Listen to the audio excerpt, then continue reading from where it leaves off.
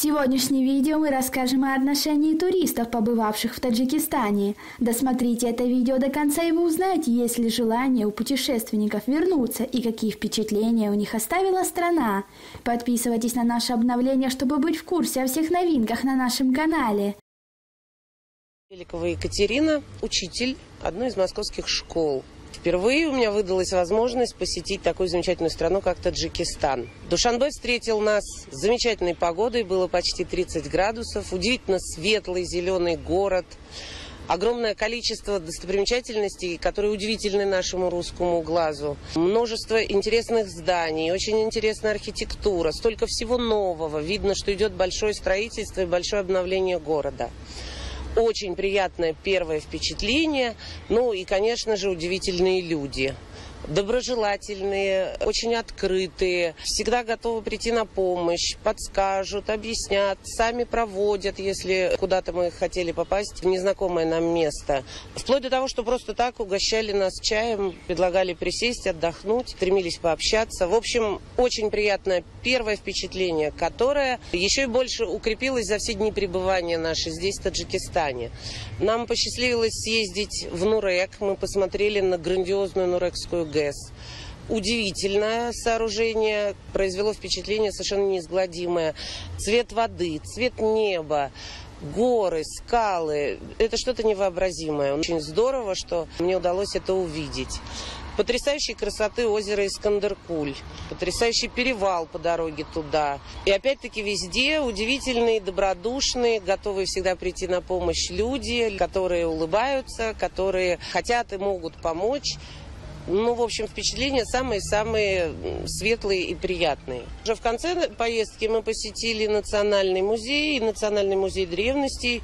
И оказалось, что мы не видели даже сотой части того, что еще есть в Таджикистане. Поэтому обязательно мы приедем еще раз. Мы обязательно посмотрим на интереснейшие раскопки, которых в этот раз мы не увидели. Из Москвы я работаю психологом в школе. И поездка в Таджикистан, которая у меня вот сейчас состоялась, это самое светлое впечатление в моей жизни за последнее время. Мы были потрясены тем, какие здесь люди, были потрясены природой, были потрясены, буквально всем. Как в самом Душанбе совершенно потрясающие парки. Мы были в парке Рудаки. Вот этот флагшток, он производит впечатление, прям вот реет флаг, понятно, мощь державы видно. Замечательный национальный музей рядом. Нам очень повезло, мы застали какой-то цветочный фестиваль. Фантастические тюльпаны. У нас, в принципе, таких не бывает в нашей полосе.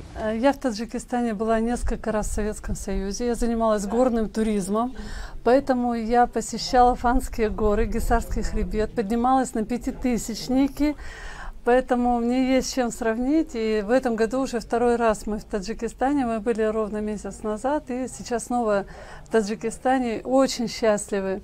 Вчера у меня даже после возвращения с гор, мы были в Фанских горах, мы совершили тоже небольшой поход, ходили к Куликолонским озерам, проехали про Таджикистан. Вот такая одна фраза: «Сегодня счастлива как никогда, Таджикистан в тебя влюблена». И вы знаете, что самое ценное, наверное, в Таджикистане – это люди. Мы просто влюбились в таджикский народ. Свадьба, ребята. Свадьба по-таджикски, народу очень много. Вот такая свадьба там. В общем, все очень круто. А таджики так вообще принимают меня, нигде не принимали так, как в Таджикистане. Очень круто встречают, очень крутые люди. Ну и вообще очень крутая страна, на самом деле. Очень красиво.